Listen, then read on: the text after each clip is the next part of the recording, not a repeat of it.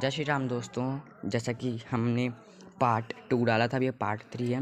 Part 2 में हमने 2 ही प्रश्न डाले थे, उसके लिए हमें माफ़ करना। अब हम पार्ट 3 में आगे के प्रश्नों को करेंगे। तो सबसे पहले आप लोगों को बुक दिखा देता हूँ। ये क्लास 8th स्टैंडर्ड की NCERT MP बोर्ड बुक है।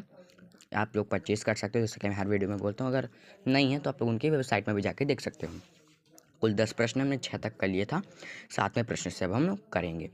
तो ठीक है, हम लोग 7वां प्रश्न लिख लेते हैं। x is equal to 4/5 bracket x plus 10। तो हमने लिख लिया। अब क्या करेंगे, तो 5 जो है ना, तो ये x इधर है तो इधर चला जाएगा, तो अभी इंटू होगा तो x इंटू करेंगे ना करके अब 5x लिख सकते हो। अब 4x को हम ब्रैकेट में करके लिख लेंगे। अब इसको हम ब्रैकेट को सॉल्व करेंगे तो लिख लेंगे 5x इज इक्वल टू, ये ब्रैकेट वाला तो 4x हो जाएगा और वहाँ पे 40 हो जाएगा मल्टीप्लाई करने पे। ठीक है, अब हमारा इक्वेशन आ गया। अब 4x है तो 4x इधर आएगा तो माइनस का 4x हो जाएगा और ये इक्वल करके 40 लिख लेंगे। अब हम x को 1x तो लिखेंगे ना, तो x को लिख लेंगे और x की वैल्यू हो जाएगी 40। यही हमारा इसका आंसर है। अब हम 8वें प्रश्न को करते हैं। तो जो हमारा 8वां प्रश्न है वो भी बहुत आसान है। 2x/3 plus 1 is equal to 7x/15 plus 3। ये हमारा प्रश्न है। अब ये हमारा LCM वाला प्रश्न है। ये आप लोग सीखे होगे LCM वगैरह, मैं नहीं बताऊंगा।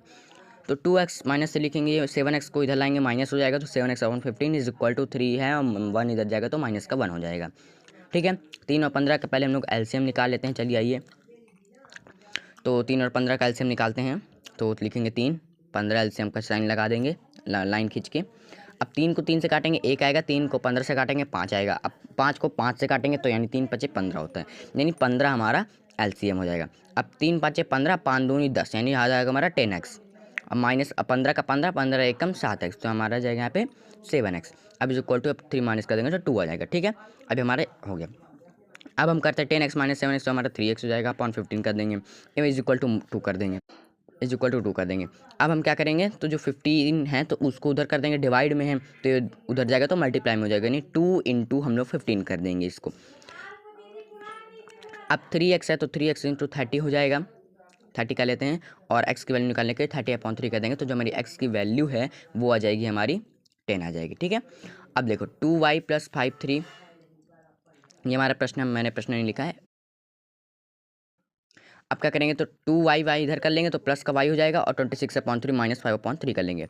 अब 3y करेंगे और इन 3 3 सेम है तो 21 आ जाएगा। अब y की वैल्यू 21/3, 3 से कट जाएगा तो y की जो वैल्यू हो जाएगी वो है 21। Thank you for a next part. Sorry हम इस प्रश्न को इतने कर पाए हैं, अगले प्रश्न को हम और वीडियो भेजेंगे। 10वां प्रश्न आप लोग देख सकते हैं। 5m